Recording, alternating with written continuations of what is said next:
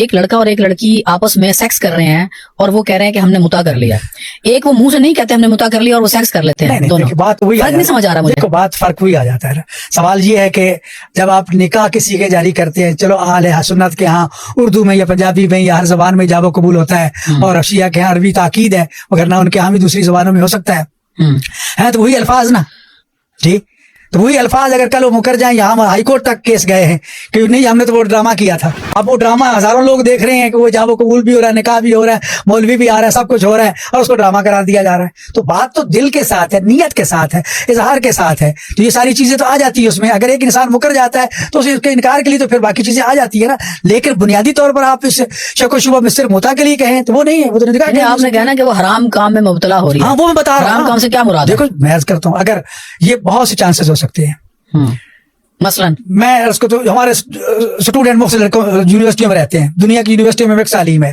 Hostel میں ایک لڑکی ایک لڑکا آ گئے ہیں جی, ان کو کمرہ لاٹ ہو گیا کہ اس ہاسٹل کے کمرے میں تم نے رہنا ہے. تو اب زہر ایک جوان بچے ہیں تو دونوں نام آ رہا ہم ایک دوسرے کے لیے.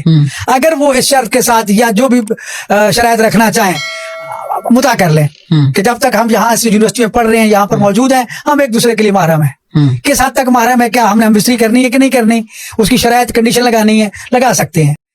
اچھا, یہاں یہ عالم صاحب یہ فرما رہے ہیں کہ جیسے کوئی مرد نوکری یا پڑھائی کے سلسلے میں باہر جاتا ہے تو وہ وقتی طور پر وہاں متا کر لے تاکہ وہ حرام کاموں میں مت پڑے. تو ایسے اگر اس کی بیوی جو گھر میں ہے تو اس کے لیے کیا حکم ہوگا؟ ان سے یہ بھی تو پوچھنا چاہیے نا. تو کیا وہ بھی یہاں پہ کچھ عرصے کے لیے متا کر لے؟ ان کی باتیں میری سمجھ سے تو باہر ہیں. بہرحال آپ کامنٹس میں ضرور بتائیے گا کیا یہ صحیح فرما رہے ہیں.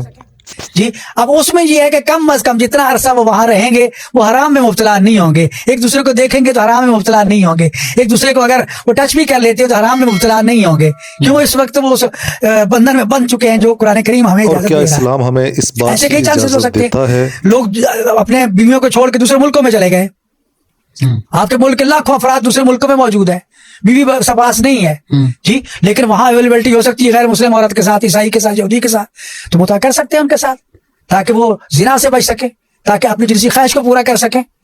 تو اس کی اجازت بھی موجود ہے اور وہاں سہولت موجود ہے. مجھے زنا کی ڈیفینیشن بتائیں کیا ہوتی ہے؟ زنا وہ ہے کہ زنا دیکھو زنا کیا, ویسے تو مفہوم بہت وسیع ہے, لیکن مختصر یہ ہے کہ دو نامحرم مرد یا عورت جو ہیں وہ ایک دوسرے کے ساتھ بغیر نکاح کے, بغیر وہ نکاح دائمی ہو یا نکاح منقطع ہو یا جسے متا کہہ رہے ہیں ہاں جی, اس کے بغیر اگر وہ ایک دوسرے سے بوس و کنار کرتے ہیں, ایک دوسرے کے ساتھ ٹچ ہوتے ہیں, ہم بستری کرتے ہیں, وہ زنا.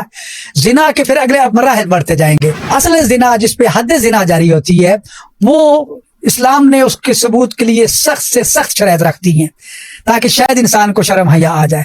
اس میں کہا گیا جب تک 4 عادل مرد گواہ جو ہیں, عادل سے مراد جو صوم و صلات کے پابند ہیں, محرمات کے تارک ہیں, واجبات کے پابند ہیں, وہ ان کو اس طرح ہم بستری کرتے ہوئے دیکھیں, صرف سویا ہوا نہ دیکھیں یا ایک کمرے میں نہ دیکھیں جی, اس طرح دیکھیں کہ جو لفظ اصطلاح بیان ہوئی ہے کہ جس طرح سوئی کے نکے میں آپ دھاگا ڈالتے ہیں اس طرح وہ آپس میں جماع کرتے ہوئے دیکھ لیں, اور ٹائم, گواہی, طریقہ, ہر چیز ان کا ایک میچ کر جائے تو اس کو زنا کہتے ہیں.